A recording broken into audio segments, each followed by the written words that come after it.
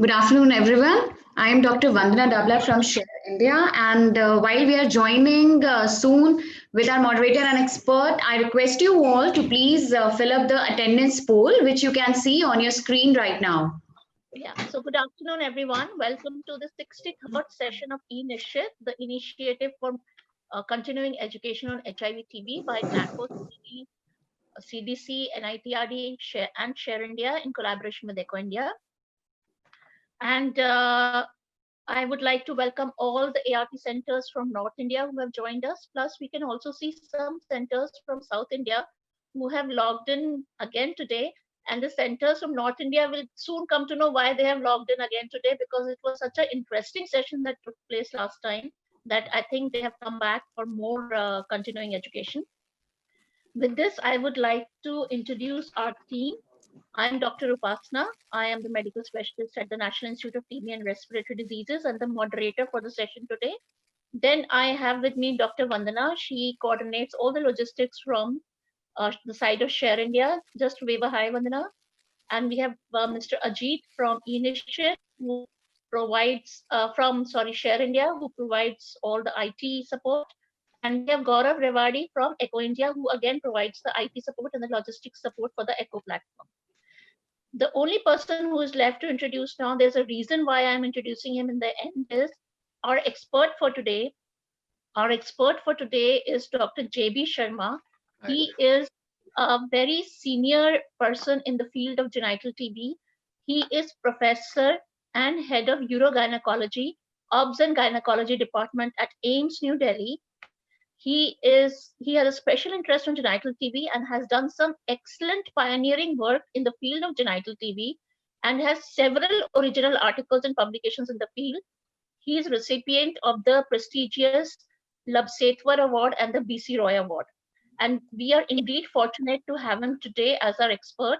He will not only give his expert comments on the case, but will also talk to us about genital TB in general through his didactic.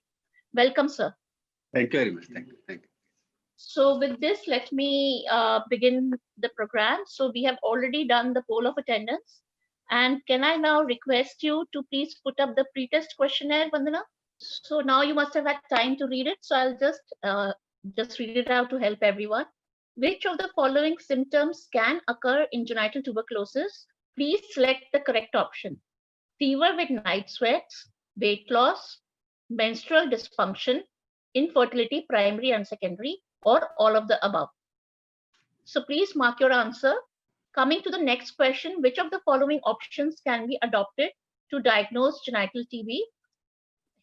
A proper history from the patient, clinical examination, endometrial sampling, followed by AFB culture, PCR, histopathology testing, and CBNAT of the sample, laparoscopy and hysteroscopy, or all of the above. Okay. So we will now move ahead. Today, the case is very interesting and it is being presented by Dr. Arunachalam from the Salem ART Center. Can I please request Dr. Arunachalam to present the case? He is a senior medical officer at ART Plus Center, Salem. Over to Dr. Arunachalam. Good afternoon, everyone. I'm Dr. Arunachalam from Senior Medical Officer from Salem ART Plus Center. I have today presented the case of endometrial tuberculosis. 28 years, female, registered in our ART Center in 9th June 2015. But ART initiated after 2 years after registration, 10/6/2017, because of free ART LFU. Then after starting ART, actually IPT was started on 21/12/2017. She was taken IPT for 6 months, completed in June 2018. Then TB confirmation is 16/9/2020.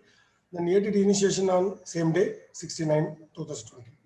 So this type of TB is microbiologically confirmed extrapulmonary tuberculosis, that is endometrial tuberculosis. Actually, case details, past history of tuberculosis, no history of that. Then this case, known case of 28 years female HIV positive patient, registered ART for the past 3 years on ART, regular follow-up. Patient complaints of irregular menstrual cycle, infertility, and severe abdominal pain. So based on investigations, like thyroid function tests are normal, then hormonal assay, LH, FSH, prolactin levels are normal.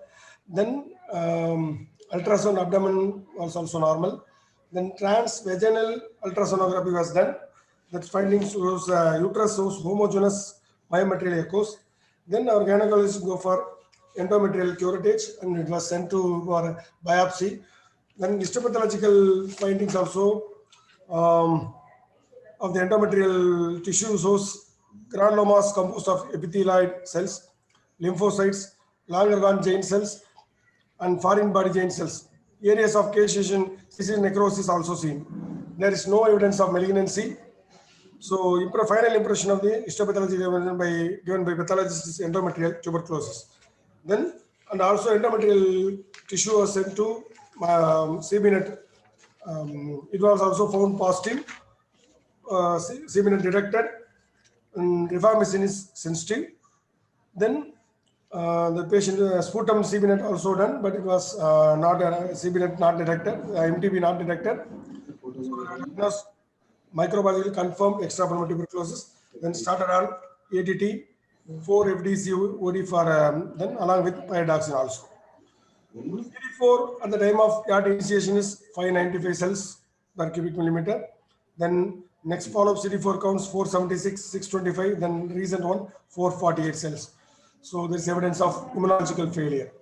Then we do the viral load test also. It also shows 26,47,515 copies on 23/10/2020. So also biological failure also is there. So we have to work for the SASAP and second line opinion. Then other basic investigations like serum creatinine is 0.9 on the date of 15/9/2020. LFT, that is HOT is 30, HGPT is 25. Blood urea, KFT, blood urea is 20, serum creatinine is 0.9, hemoglobin is 8.6. Then, as already said, CBNet sputum is MTB result not detected, but endometrial tissues MTB detected, RIFA sensitive, highly sensitive. Then ART regimen for this patient is on ART for past 3 years with TLE regimen. ATT regimen, 4 FTC, 4 pills OD. Cotrimoxazole prophylaxis CPT also 2 OD was given. This case for discussion.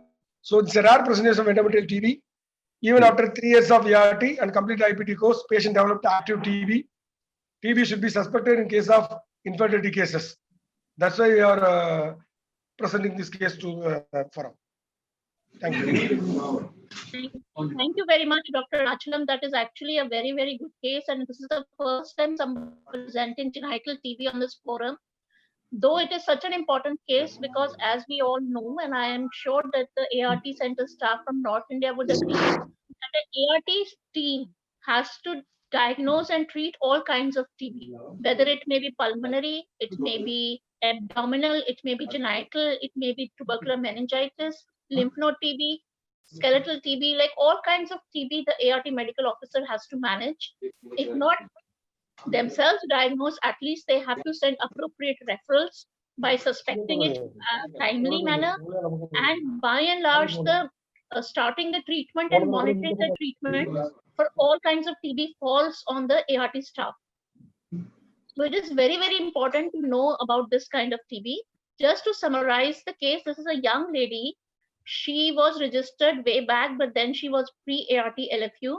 She was started on ART in 2017 and also given IPT at the end of 2017. That is that she completed her IPT course in June 2018. But despite having her IPT, there was evidence of failure of the ART regimen, like the CD4 count that was done in January of this year, 600. But the CD4 count that was done in June or July of this year showed a dip, and it was 248. And in tandem to that, very soon after this CD4 count, in September 2020, the patient is diagnosed with tuberculosis. The viral load at that time was also very high, which basically means that this patient had ART failure, and because of ART failure, only the protection that is provided by IPT becomes very less. IPT works best if there is a good, robust ART along with IPT, and this patient developed tuberculosis. But the interesting part about this is that the presentation of TB was not what we would usually expect, though there were some constitutional symptoms, but the other symptoms were vague. Like here was a lady who was saying there's abdominal pain, maybe there is some menstrual irregularities. Very correctly, a TSH was also done, but the TSH was normal. And very correctly, an ultrasound abdomen was done, but the ultrasound abdomen was also normal. So I would really congratulate the ART center team who, despite a normal ultrasound, went ahead and got a transvaginal ultrasound done, which showed the lesion, and then they could actually refer it to a gynecologist for endometrial biopsy. And very correctly, a CBNAT was done, which showed MTB was detected, and it was a sensitive kind of TB. They started the patient on 4-drug regimen. A 4-drug regimen was given, cotrimoxazole prophylaxis was started, and the patient was treated appropriately. And now it is being also worked up for ART failure and a SASAP referral. So with this summarization of the case, I would like to open it to the house. Would anybody want to ask anything from the presenting doctor, or anything about the case you want to clarify to our expert? Any comments, any questions? Any more information that you want? Vandana, please let me know if anybody asks a question. I'm not able to see on my small screen.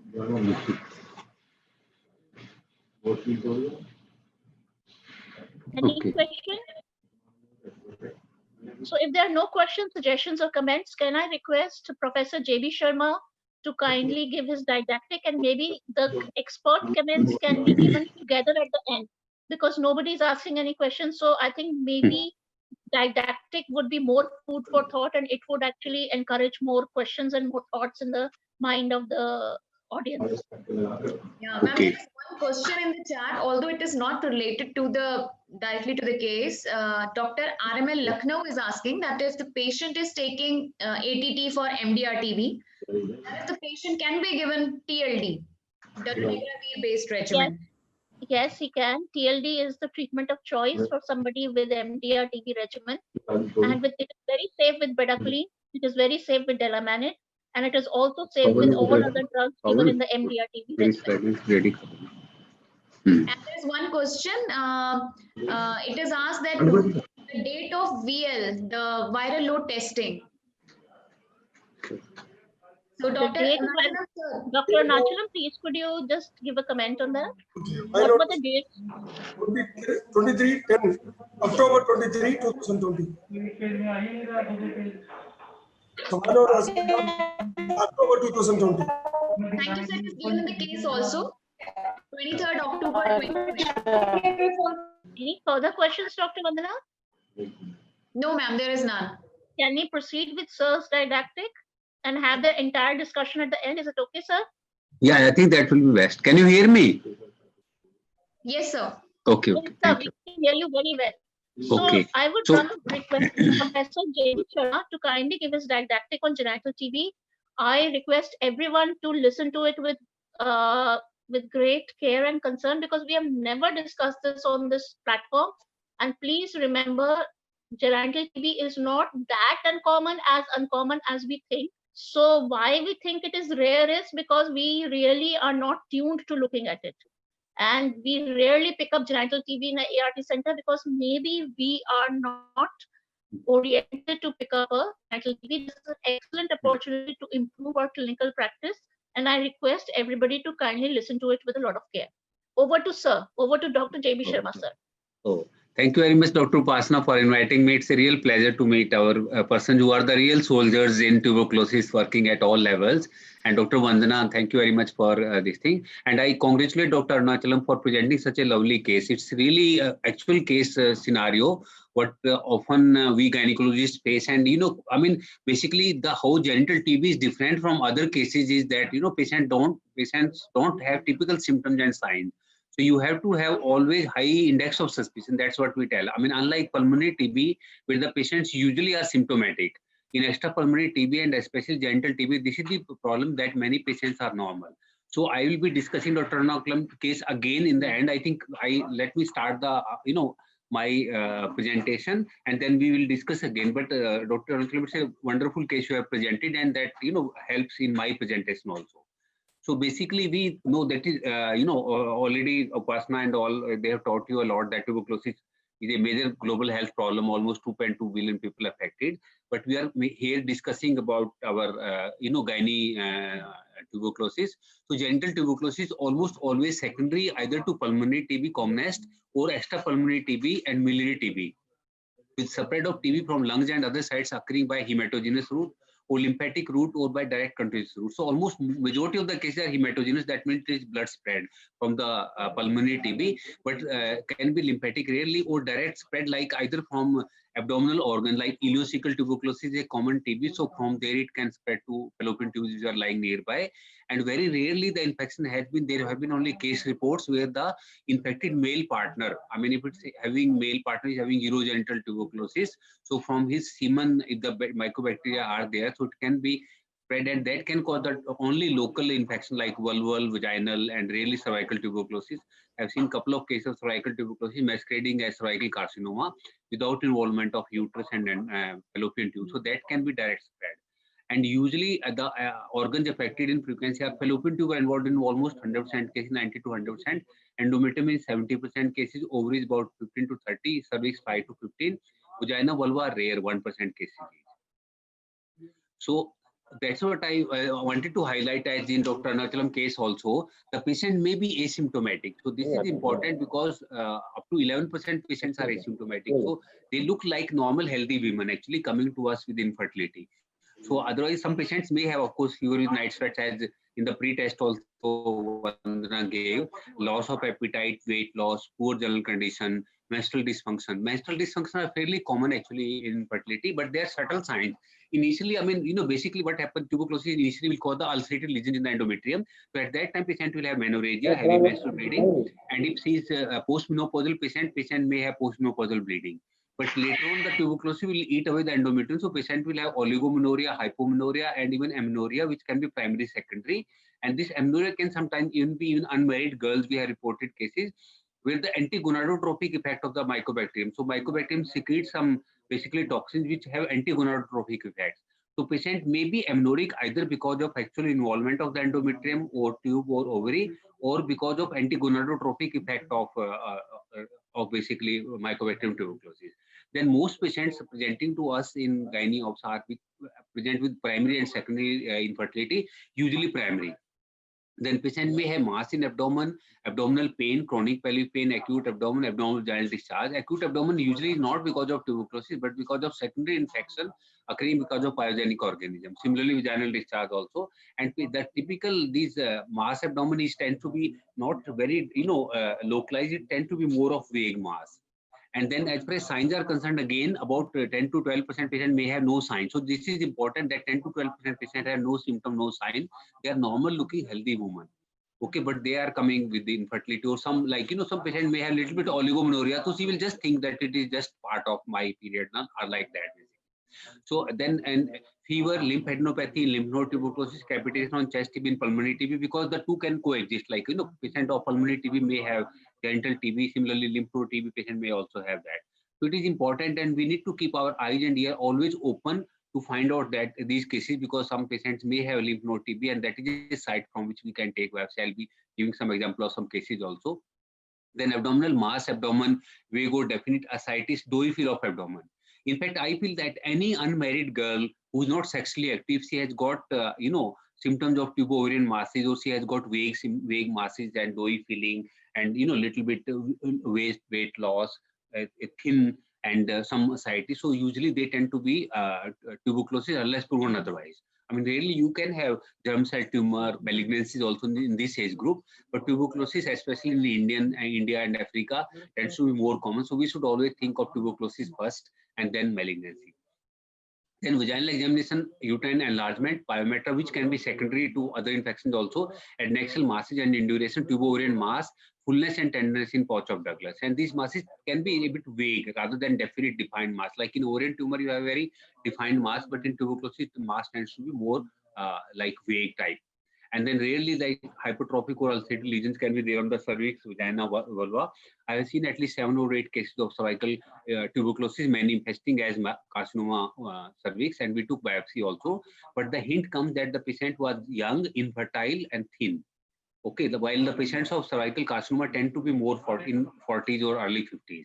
So if a 20, 30-year-old patient present with cervical growth, so think of tuberculosis more than malignancy. But I mean, of course, it can happen cervical carcinoma, so we need to take biopsy always. Similarly, labial mass, Bartholin swelling can be there. Psychogenal and rectogenal fistula. I have myself seen at least 2 or 3 cases. One girl, I was in LNJP at that time. She presented with like a fistula, rectogenal fistula. So we thought it was some sexual, a trauma, but there was no history. So then we took a biopsy that looked a bit unusual to us, and that it grew. It came epithelioid granuloma in that. So I was planning to repair her after giving ATT. So we gave her a full course of 6 months ATT, and the fistula disappeared. Similarly, BVF. So don't be in a hurry to operate on them. First, we need to give them anti-tuberculosis therapy, and many times the fistula may spontaneously heal. So in diagnosis, basically, what is important, as we discussed in the beginning also, and in Dr. Arunachalam case, family history of tuberculosis, history of anti-tuberculosis therapy, or in a close family member, or past history of TB. So this is important. I was discussing last week also, that we have to take a very detailed history, because now this lady, when she comes to us, she's a married woman, coming to a new family. But usually she had a history of tuberculosis in childhood.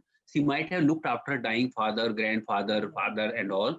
And because it's a common custom in the villages, because boys are busy in studies or in the field, so the girls tend to look after, and then they can get from an open case of tuberculosis. At least 5 or 6 girls I have seen like that, who got tuberculosis from their like elderly parents and all, and the patient may not tell this to her husband also. Similarly, patient herself had like pulmonary TB or lymph node TB. I at least have seen 7 or 8 such cases. Then the patient in confidence told me, sir, please don't tell my husband or my mother-in-law. And we never tell, because why should we ruin her family life? So, but if we take the history in confidence to her, that I'm not going to displace to others, so they come out, and because this will help ultimately the woman only.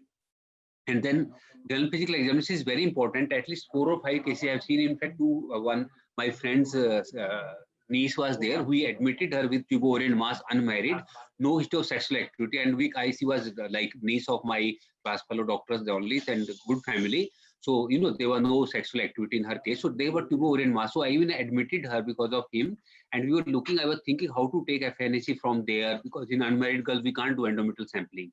So I was planning a next day on the round. I carefully examined her. So I could find a lymph node in her, in the cervical region, in the neck region, which was missed by us before.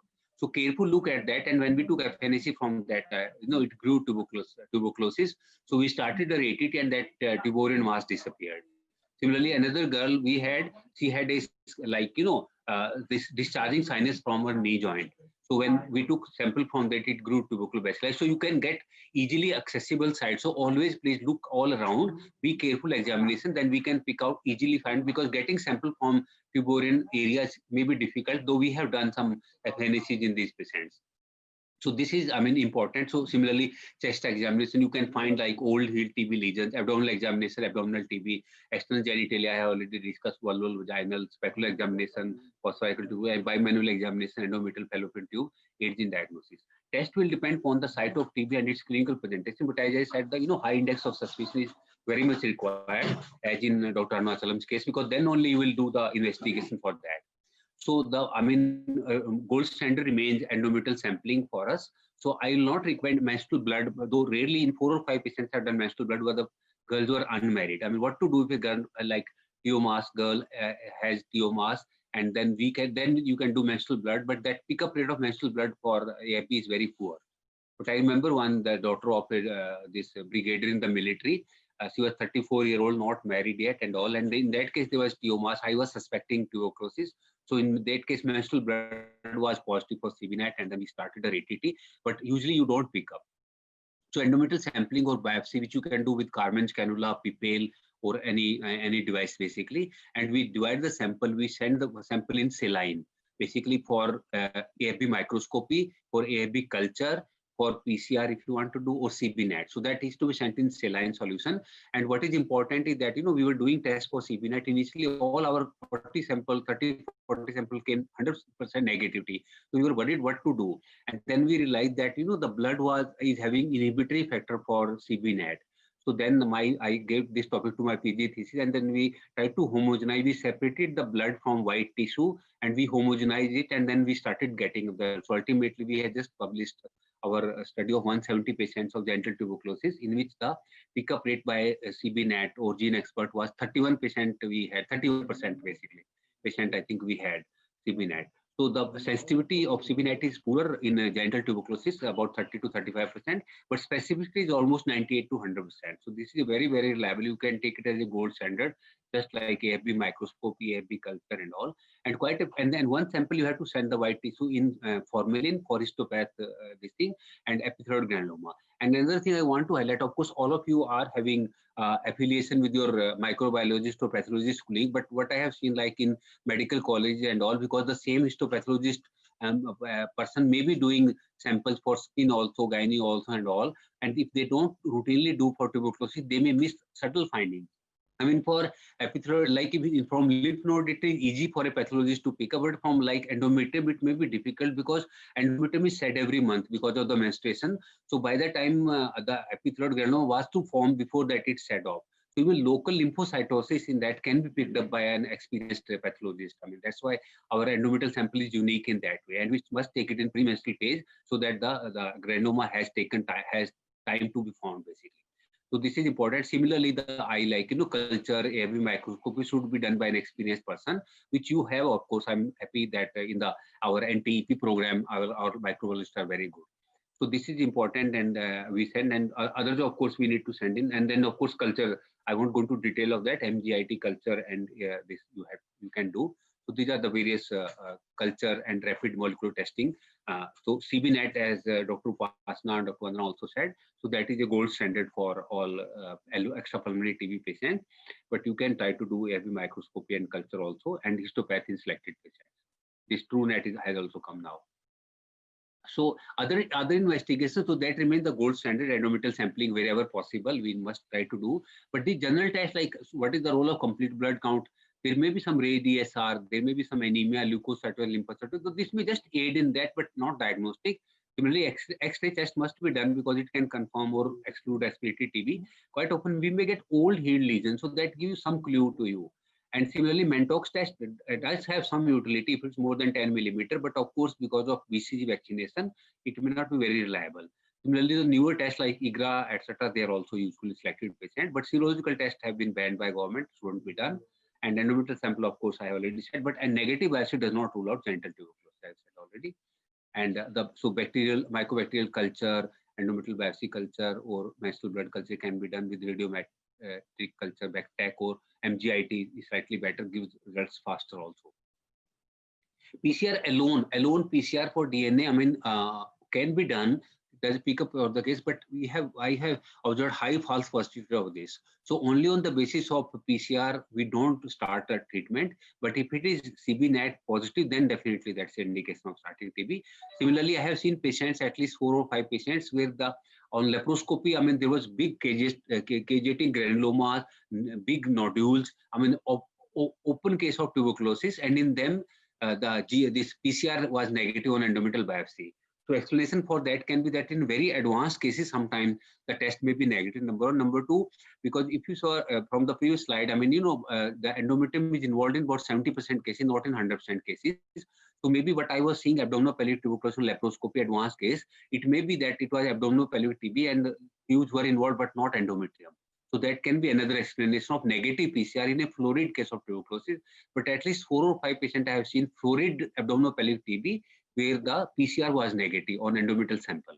So this is the explanation for that. But in that case, don't go for PCR. If it is obvious on laparoscopic finding, I mean, then you have to start ATT. And similarly, a lot of positive patients, I did a study on 100 patients who underwent ligation, and I blinded my microbiologist, and almost 40% patients had positive PCR. So PCR can't be relied upon that way alone, but definitely the CBNet is very, very reliable. So CBNet, AFB microscopy, AFB culture, histopath, epithyroid granuloma, these are reliable tests, and this thing. So the same thing basically. As far as hysterosalpingography, ultrasound, CCT, MRI, PET, they are concerned. Radiological examination. Hysterosalpingography is avoided in case of open case of genital tuberculosis, suspected genital TB, because it can sometimes flare up the infection. But many times patients are coming to us unsuspected patients because where the HSG was done as a part of routine protocol for infertility. Routinely for all patients we do endometrial sampling to see ovulation plus to rule out tuberculosis. Similarly, we do HSG for tubal patency. This is a routine part. So they come to us without suspicion, and then when we get the findings, then we know that it's tuberculosis. But in active case or suspected case, we should avoid it. Ultrasound, CCT, MRI, routinely they shouldn't be done, but in a subtle patient like in Dr. Arunachalam case, a transvaginal scan, again done by an experienced person. Routine ultrasound by routine radiologist may be missed easily. So they can find subtle finding in tube like cogwheel appearance, some subtle small amount of fluid. So they can pick up cases, and similarly thin endometrium is often seen in them. So these are subtle findings which can be seen in tuberculosis. Of course, if it's a case of tubo-ovarian mass, then definitely ultrasound, CT, MRI. But any one of them can be done. Don't do all the three tests. PET-CT has very limited role. It's expensive investigation. But I have done a part of my PhD protocol. We did PET on some patients. So what I found that those patients who have got tubo-ovarian mass, then you can do PET-CT on them. PET-CT can actually, basically PET-CT will see the glucose uptake by the tumor. So if it can be an ovarian tumor, it can be normal ovary, ovarian tumor, carcinoma, or ovarian tuberculosis. So our Professor Rakesh Kumar of our nuclear medicine department, he can differentiate whether it's a normal ovary by the amount of glucose uptake by the tumor. And we compare it with the liver uptake of the glucose. Basically, they compare it with that. So the uptake by tuberculous tumor mass is different as compared to malignancy. It is in between. More than normal, but less than malignancy. So they can pick up, but again, they always say that please correlate clinically. So no amount of ultrasound, CT, MRI, PET can definitely diagnose tuberculosis. Tuberculosis diagnosis has to be by microbiology or histopath, but they can help us in guidance. And then is the endoscopy, which is very useful to us gynecologists. So this is the Gene Expert. Of course, I already said that it's a very good test, and we have published our study recently and all. And these are the various other investigations which we have basically already discussed. So Gene Expert remains the drug of treatment of choice. LP, of course, and other culture can also be done. And these are the other, like CBNet report comes within 2 hours. Liquid culture MGIT takes 42 days. Solid culture take another 80-40 days. But still, up doing CBNet will also tell you about rifampicin resistance. And if it is rifampicin resistance, you can presume that it will be Isoniazid resistance also, so MDR-TB. But still, you have to do culture on them because sometimes the culture can pick up better cases also. And you have to take with a pinch of salt where the culture has been done. I have seen at least 4 or 5 patients. One patient was, diagnosed as MDR-TB on culture by a private lab, whose authenticity I was not sure of. So I think discussed with this NITDR people also. And then we repeated a culture. She was sister of one of the doctors settled in America. So he somehow got my email ID from somewhere and then wrote to me, okay, Dr. Sharma, can you help? So I was worried that someone had diagnosed her MDR-TB. And I examined her, I didn't find it because giving MDR, diagnosing and giving 2-year treatment sometimes can be so difficult. I have a patient, she at least 3 or 4 times she has told me she's on MDR drugs for genital TB. That was a confirmed case. So 3-4 times he comes to OPD. All my doctors know, my staff also know. They immediately let her in. She said, I feel like committing suicide. So, this cycloserine can cause suicidal tendency. So you can't give drug only on the basis of suspicion. So we repeated the test on this lady, the sister of a doctor in USA, and then that was negative. So we didn't start her ATT and this thing. I did laparoscopy on her, and then luckily she conceived, and now she had a cesarean section just in February, just after COVID was announced, lockdown. So it's a successful story without any MDR-TB for her. But another patient is MDR-TB. We gave her treatment, and she so conceived. Another girl was there. She had MDR-TB, not of genital tract, but she had MDR of, I think, pulmonary TB, for which she was given treatment, but little bit involvement of genital tract. Ultimately, she also conceived. I did a cesarean on her because her sister herself was working in our TB lab. It was coincidental, and so this is important. That culture still has to be done on them. And then, so CBNet is the first line of choice, liquid culture second, and liquid culture isolation, liquid DST third choice. Okay, and this is all of you know that these are bacilli we can see. And this is the old report of our gene expert. Now I have published a full paper also. I will put next time that also. So we have in European journal we have published data. Okay, so it about 35% sensitivity and 98% specificity. So radiology I have already discussed basically, but just maybe some which I will see. So this is the uterus with tuberous mass. Now no amount of radiology can definitely say that it's a case of tuberculosis, but this patient was infertility. She had this tuberous mass on this side, and the look of the mass, if you see in case of ovarian cyst, it is very well defined. In this case, if you see it is a mixed homogeneity. So this, and she was positive PCR. DNA PCR, not CBNet. At that time, CBNet was not available. This is older slide. So we gave her ATT and the mass disappeared. So again, like on CCT, you can see same basically. You can see TB lymph node, you can see tube masses and all. We published our data in International Gynae in USA and on MRI findings. So we could find that they can be unilateral mass, bilateral hydrosalpinx, pyosalpinx, TB deposits and all. So this is the, you can say the arrows. On both sides, they were basically tuberous abscess in this patient. She had infertility, she had positive PCR, and she had this thing also. Similarly, we did PET-CT. So I won't recommend PET-CT for all of the patients, but what I have observed that those patients who have got tuberous masses, and after completion of the therapy, I have seen this masses disappearing. I mean, it's such an amazing story. There was this lady living in our own apartments, very upper socioeconomic status. People don't think that TB is only seen in lower. I've seen TB in houses of prime minister, presidents, and union cabinet ministers. So don't think it can affect any of us basically. And each year, many of our doctors, residents get affected, and they can catch MDR TB also from the source. So doctors are also at higher risk of getting it. So if a patient has got tumor mass basically, and we have given her ATT, after the end of the therapy, like in our study, 78% were still having masses. So some reduction in mass. Now it's very difficult to know what to do. Has she got persistent disease, or is it just a remaining mass? Like in case of TB lymph node, quite often you get fibrotic lymph node. So then we did PET-CT, and out of 8 patients, 4 had disease, active disease still. So then we basically, at that time the type 2 ATT was available. No, so we gave them type regimen 2 after ruling out MDR TB. 1 patient had MDR TB, so for which we gave a treatment. Other 4 patients had persistent tumor-masses, but they were fibrotic lesions, and there was no increased PET activity. So we did not treat them, and the masses never increased in size. So just presence of some mass, just like I give you example of lymph node TB in neck or in the axilla. Sometimes the tumor masses, the lymph node are persisting, but they are not active disease. So we don't have to treat that. But PET-CT may have a role in persistent tumor mass. I mean, what I want to say that don't please think that Dr. J.B. Sharma told us to do PET-CT on all suspected TB patients. Not required really. Only selected patient where there is a mass. So this you can say the plain shaped hemorrhage on the right side is a increased activity. It was a positive TB patient. Again, this patient after ATT, again, O positive patient. This CT MRI again, you can say the increased TB activity.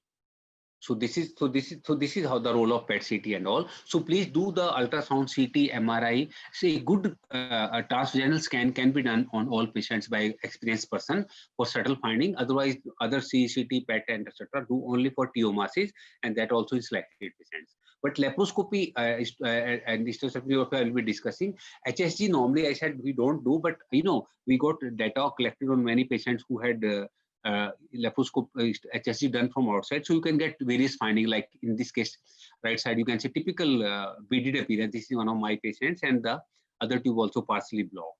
So tuberculosis can cause actually coronal block. MCQ also comes in undergraduate, so it can cause coronal block. It can cause mid-tubal block. It can cause femoral, every type of block. It can cause like this beaded pattern of the tubes also.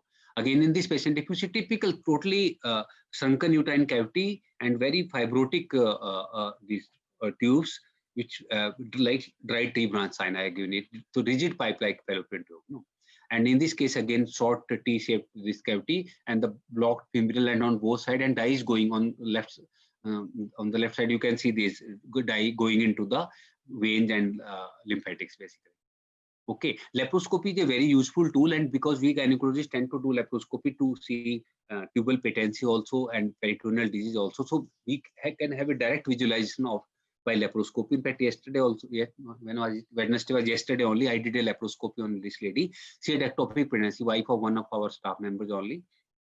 And when I removed that laparoscopic mass and I carefully looked out all around, so I could see white deposits on her uterus on the right tube. And then when all around 360 degree, I rotated the laparoscope. So we could see I could see adhesion in the left upper abdomen also. So what I want to highlight that at 360 degree, we should rotate the laparoscope. We can get many findings. I have seen many signs I'll be showing to you. So they can be tubercles on peritoneum, ovary, and many times, my SRGR, they said, "So please don't come. Everything is fine. It's normal." I said, "No, hang on.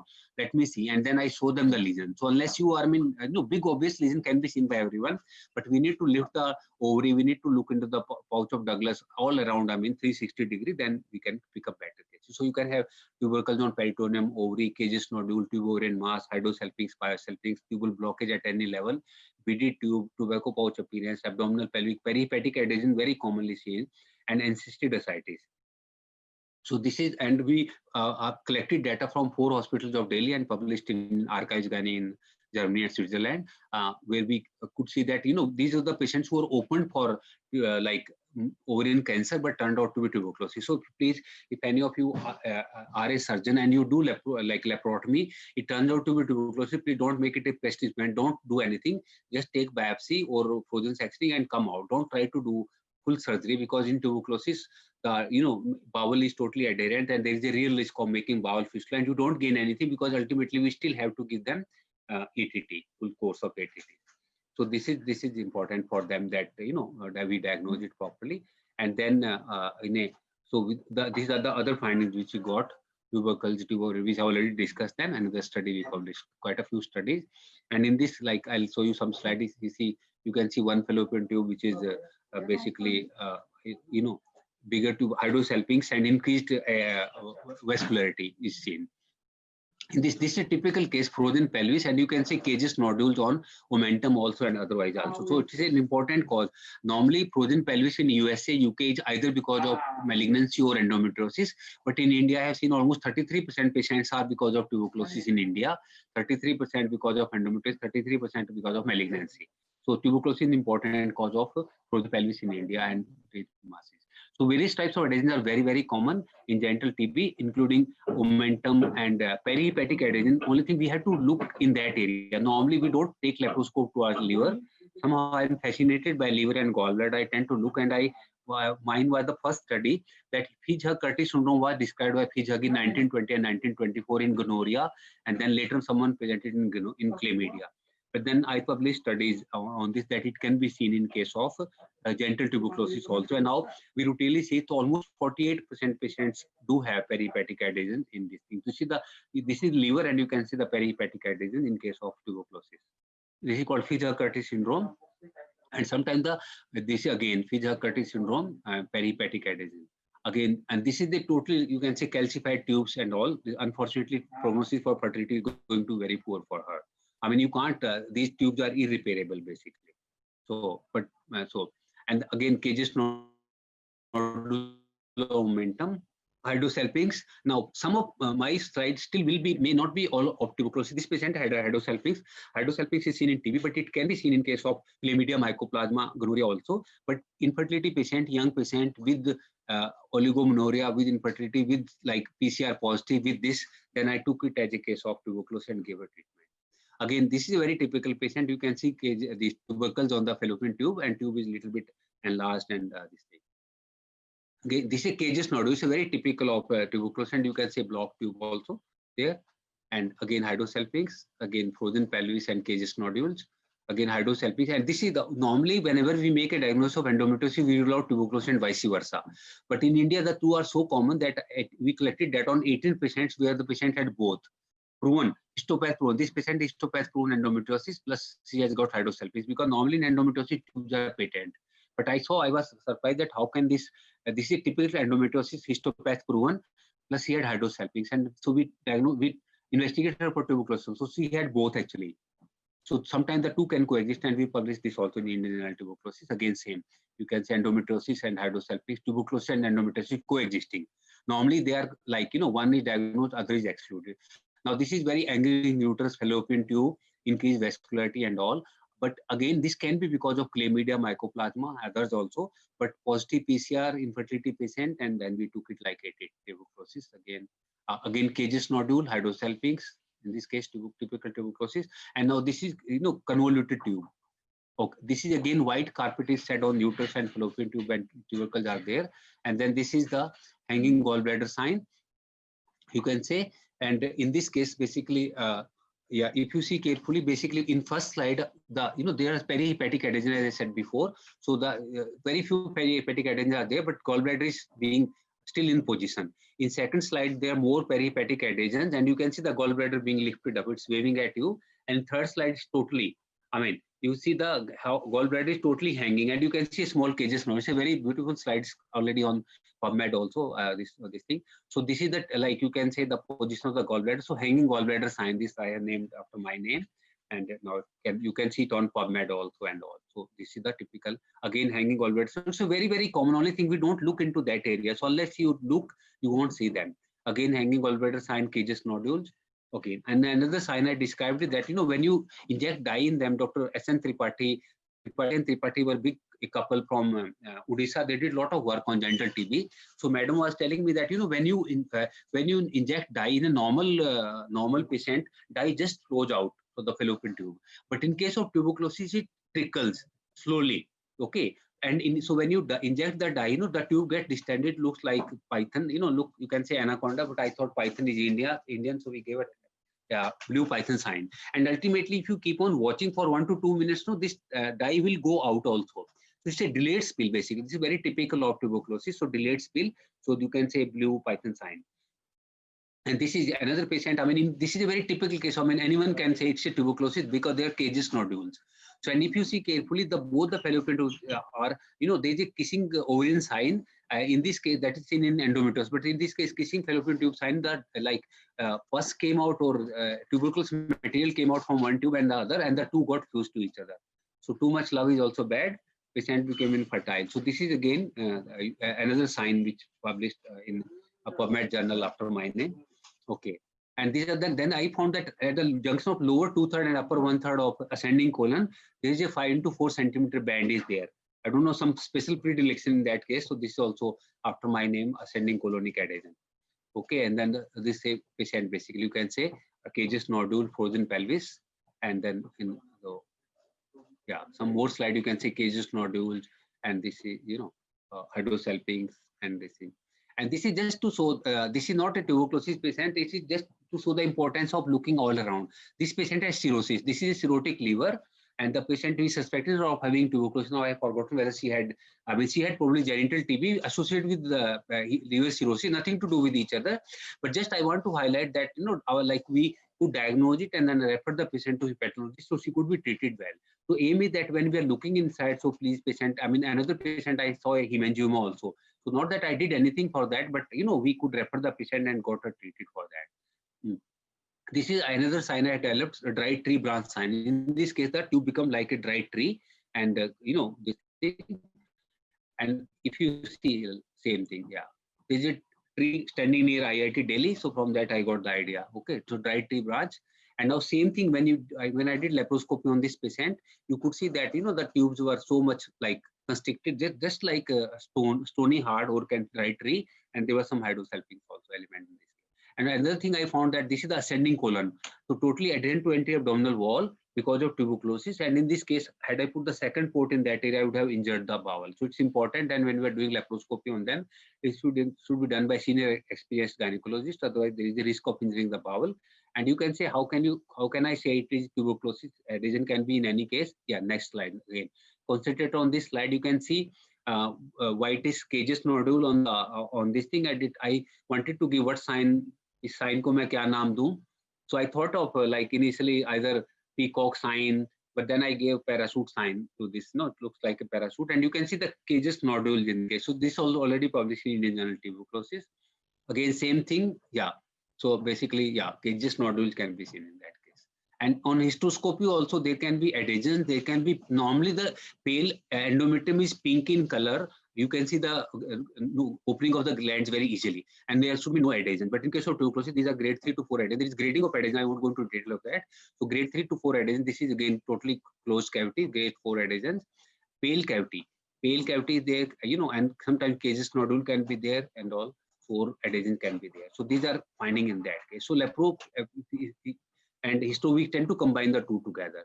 But there are increased complication of laparoscopy, histoscopy in these patients which are published also. So it should be done by experienced person. There is a risk of excessive bleeding, perforation, peritonitis. So one has to be very, very careful. Okay. And then is there any role of tubal surgery or tuboplasty in these patients? Usually no. But as a part of Central TB Division funded project, we did repeat laparoscopy, histoscopy and endometrial sampling in all of them. So after giving full course of 6 months course of ATT, we tend to repeat the same. In that case, I had committed. So we repeated laparoscopy, histoscopy and endometrial sampling on all of them. And then you can rule out that patient has got no remaining disease or not. Really, we can try to do some tuboplasty, but as a whole, tuboplasty should be avoided because they have blocked tube and it won't help much. But at the end of the therapy, I repeat it, and because that will help us to guide prognosis for infertility. If the patient, at the end of the therapy, I repeat a laparoscopy, histoscopy, and EA on her. On laparoscopy, if tubes are open, endometrium is normal, she can try normal conception or ovulation induction. If tubes are blocked, endometrium is normal, then I tend to do, then they go for IVF ET, which most patients require. Third patient is tubes are blocked. Endometrium is also not receptive. In spite of ATT, the grade 3, I have seen that up to grade 1 to 2 adhesion, they can be tackled, or you can cut them with the histoscopic surgery also. But more than that, you can't cut and they remain in spite of ATT. Similarly, thick, dense adhesion in the abdomen also remain after ATT.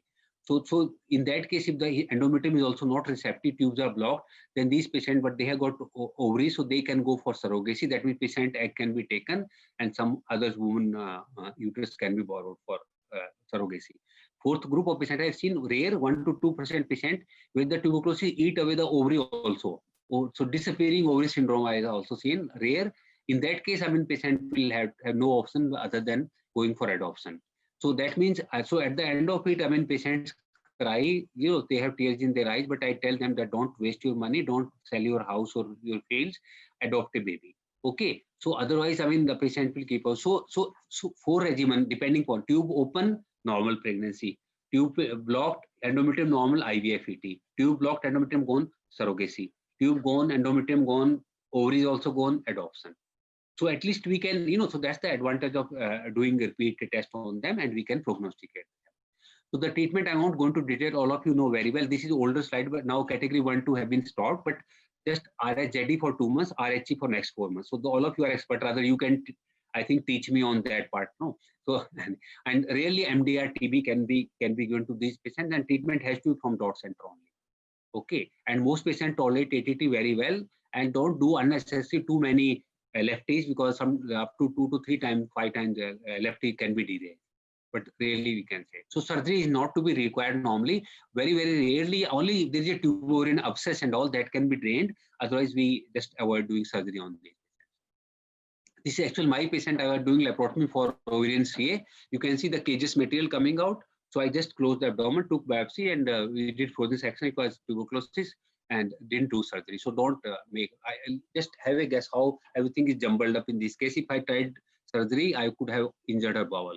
So, that is important. And assisted reproduction, I already said, is a very good modality for them if their tubes are blocked and the endometrium is fine.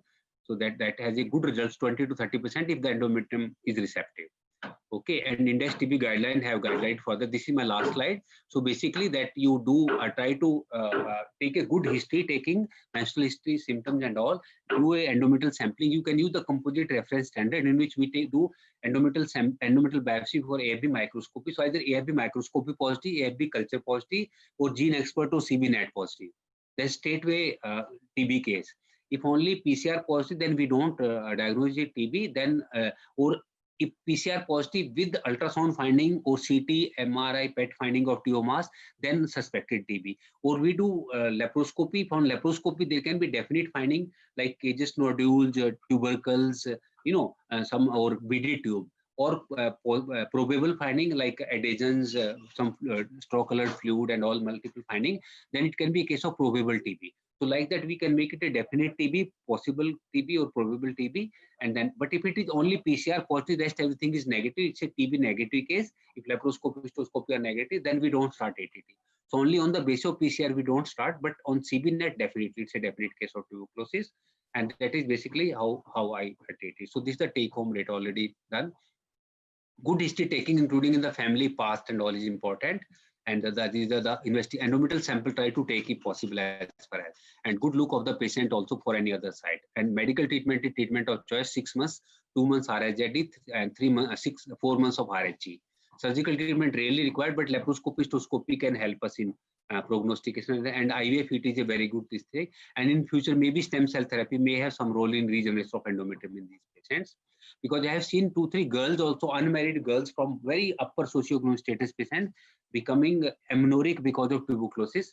And and I recently got a paper actually from Indonesia, Jakarta, 3 patients, unmarried girls, because of TB they got the infertility. So this, I mean, even under adolescent girls can be affected. Thank you very much. Thank you, sir. That was it was actually a very excellent presentation. I open it to the house before I summarize the case. Would you like to ask sir anything about the talk? Any questions, queries, comments before I summarize the talk? Can we see any hand, any chat? No, ma'am, no questions yet. So we have not received any questions in the chat yet. So to summarize the case, we have to understand that genital TB is usually secondary to a pulmonary TB infection, and it spreads to the genitalia through hematogenous spread, lymphatic spread, rarely through the gut, and sometimes it can be direct inoculation when we have TB of the vulva or the vagina.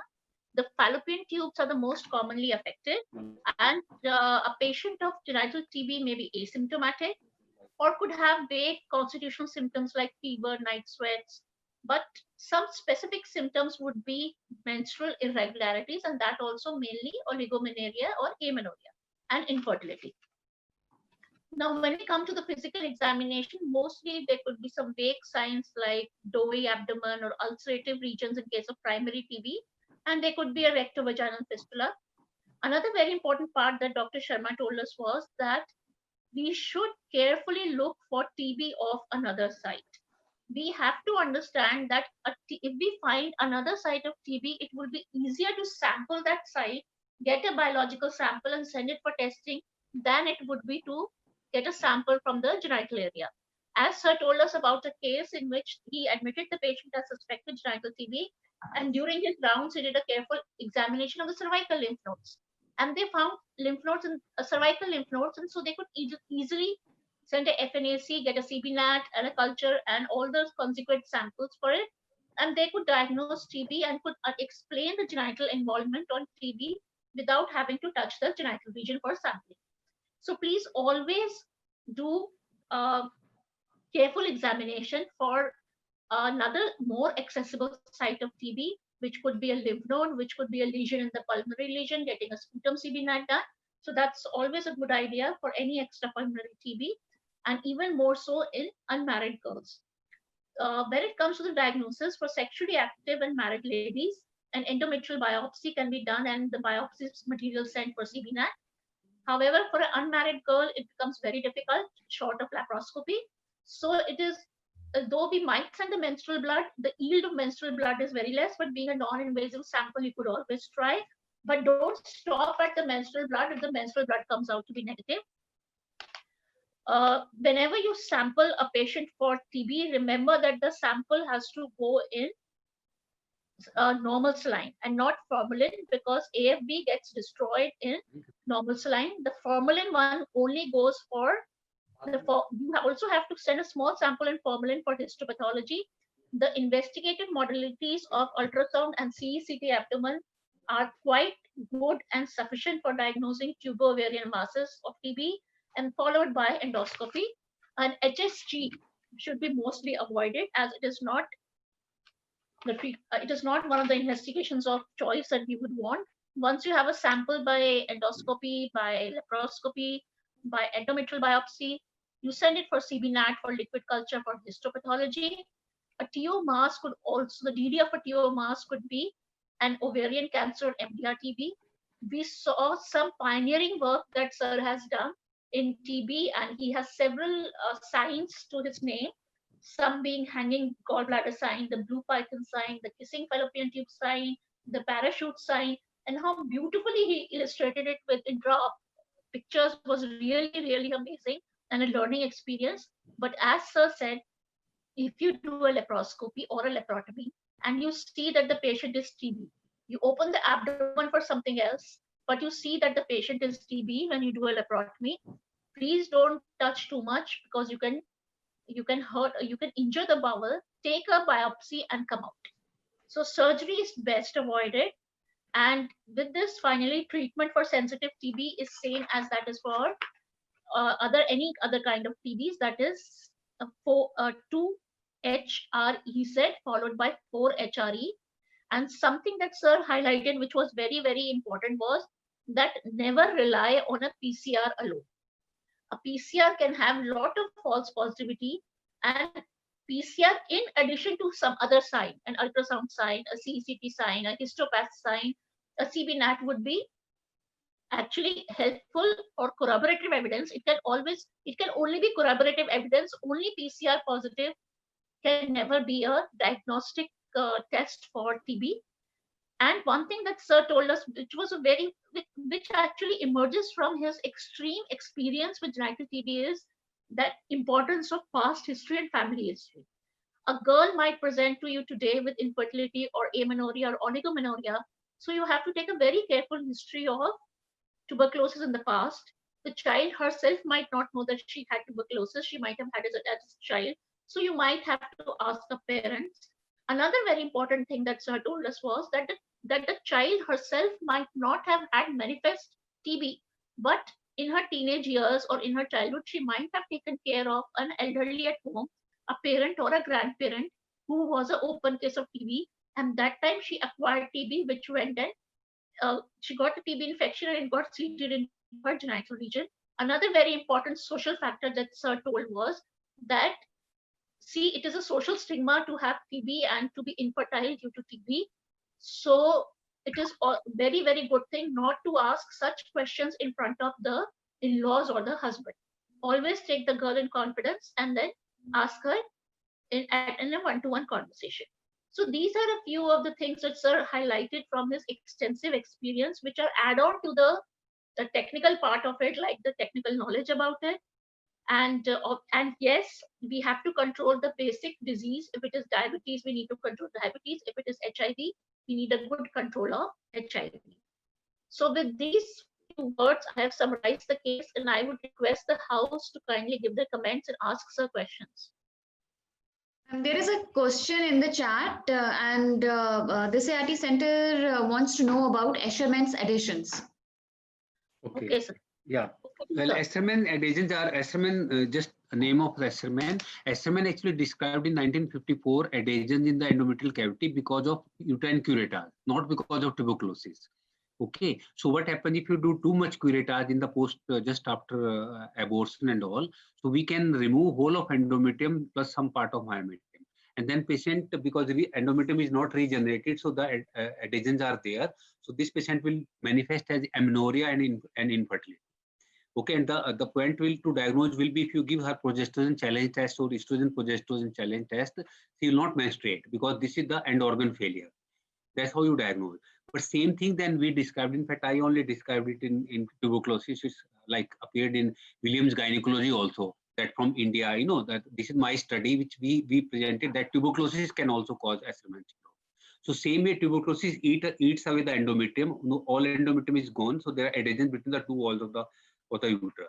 And in this case, prognosis for fertility is going to be very poor because in spite of ATT, if you start the treatment late, so secret is starting treatment early.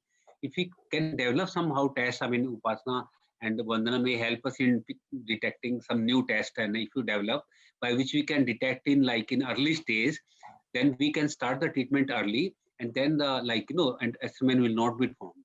If Escherman like grade 3, 4 adhesions are there, then the prognosis is going to be poor, in spite of ATT. But otherwise, For SRMN, I mean, we give full course of ATT if it is because of tuberculosis, and then we do histoscopic adhesiolysis. And sometimes we can give something to regenerate the endometrium, like estrogen therapy, estrogen progesterone therapy. But unfortunately, results for prognosis for fertility is going to be poor unless adhesions are very mild to moderate. Excessive adhesion, thick adhesions, and which are totally blocked the cavity, then the prognosis is going to be poor. But definitely, yes, in India and developing countries, tuberculosis is an important cause of SRMN syndrome. But SRMN can occur in other conditions like too much curettage in the post-abortion phase or in puerperal phase. Okay, thank you, sir. So is it clear? I hope it is clear to the person who asked. Any other questions, Vandana? No, ma'am, we don't have any other question. Rather, I want to remind of the time that we're running out of the time. Yeah, just 5 more minutes. I would like to request sir to give his comments, expert comments on the case, and then we will find out. Just 5 minutes. Okay. So please, could you give your expert comments? Yeah. In fact, I tend to answer most of them through my talk only, and I did mention Dr. Arunachalam's name. So Dr. Arunachalam, well done. You picked up a good case. So that is actually high index of suspicion is needed, because when you are dealing with a case of like tuberculosis, you should think of HIV. Similarly, when you are treating a case of HIV, tuberculosis should always come to mind, because tuberculosis, I mean, both of them actually depend on cell-mediated immunity. So whenever CMI is poor, or other disease can occur. And in fact, tuberculosis pandemic has again come back in Africa because of HIV. Otherwise, it was disappearing from USA and all. So it is the HIV which has brought back actually tuberculosis, and including MDR and extrapulmonary TB is more common actually in HIV patient than pulmonary TB. So this is very important, whenever you have got a patient of HIV who has been on ART, and then always think of tuberculosis, just like you think of, this Duodenal pneumonia, you think of Kaposi sarcoma and others. So please do always think of extrapulmonary TB, including genital TB in these patients. And especially if they are presenting to you with infertility, with menstrual dysfunction, always suspect that it could be genital tuberculosis, and do the investigation and the test of choice, of course, endometrial sampling for CBNAT, as Dr. Arunachalam did in his case. So it's a very remarkable case. And the secret again here, I keep seeing patients of patient come to me with thick curdy vaginal discharge and severe vulvovaginal candidiasis, and I never see such patient normally. Normally our candida is very common in gynae practice. You put speculum, you see a lot of candida patient, but this patient had very severe vulvitis also, inflamed. I said can't be normal patient. So we did test on her at HIV positive. Another patient HIV positive. Third patient blood sugar was 320. So I have picked up, at least 3-4 patients of HIV had diagnosed because of candidal vulvovaginitis, and similarly this diabetes. So always think of any patients who has got immunity poor, always think of HIV or diabetes, and similarly think of tuberculosis also. And secret again lie here. When the patient come to me, I said, please, I will treat your vaginitis now, but I can't prevent it from happening in future. So you control your diabetes, you control your HIV. So if you give them, Upasana must treat their HIV very well, keep their CD4 count in control. So then automatically they won't have any extrapulmonary TB, or this thing will be much less. And same way, whenever they want to get pregnant, also in pregnancy, HIV is a big issue. That's a different topic altogether. So that's why Government of India and the WHO has started it now, because the pregnancy, most pregnancies are accidental. They can happen anytime. So the patient should be on ART. Then she can conceive, and then she can have a baby. So fetal transmission will be very low. Then she can have normal delivery. She can breastfeed also. And, we don't have to do cesarean section, provided her CD4 count is under control on ART therapy. So now we are giving ART to all patients irrespective of their CD4 status, especially women. So this has really made remarkable difference, and we are getting excellent results in our obstetric practice also in HIV patients ever since ART routine is given. So secret is control their HIV properly, automatically they will have less EPTB. And thank you, Dr. Arunachalam, for picking up this case. So always keep your eyes and ears open that they can be a case of tuberculosis, which is much more common in HIV and vice versa. Thank you. Thank you, sir. Thank you, sir, for your excellent thoughts. Can we have the post-test poll now, Vandana? And while you are doing the post-test and feedback, let me take this opportunity to thank Dr. J.B. Sharma once again. Thank you, sir, so much. Thank you so much for giving us such an excellent and enlightening. Thank you, madam. It's a pleasure. And thank you, Dr. Upasana, Dr. Vandana, and Dr. Arunachalam. Thank you. Thank you, sir. Thank you, sir. Thank you very much. Thank you, Dr. Arunachalam. Please just do your post-test and your feedback. Dr. Vandana, can you please finish the session for me? I have to go to the ICU actually. Yeah, sure, ma'am. Sure. Thank you so much. Thank you. So very quickly, while we are all of us doing the post test, so let's discuss this. As the first question says, the symptoms of the genital TB. So now we know that the symptoms are variable. Definitely the more prominent fever with night sweats, weight loss, and as well as the menstrual dysfunction or infant fertility or abdominal pain, amenorrhea patient can have all these. So the answer of the first question is the last one, all of above. And question number for second question, which says the options can be adopted to diagnose genital TB. So after sir's presentation, it's very clear that again, we have to take the history, do the clinical examination, do the sampling, endometrial sampling for AFP culture, PCR and histopathology testing, laparoscopy and hysteroscopy. So again, the answer, the correct option is the last one, that is all of above.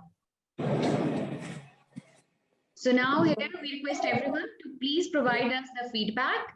The feedback poll is on your screen now. You can see that. And if you have any more questions or queries, you can write to us at enishchit@gmail.com and we will answer that question and forward all those queries to our expert. So thank you, everyone. Thank you for joining us. Thank you, sir, Dr. J.B. Sharma. Thank you, Dr. Arunachalam. Thank you, Dr. Upasana. And thank you, everyone. Thank you.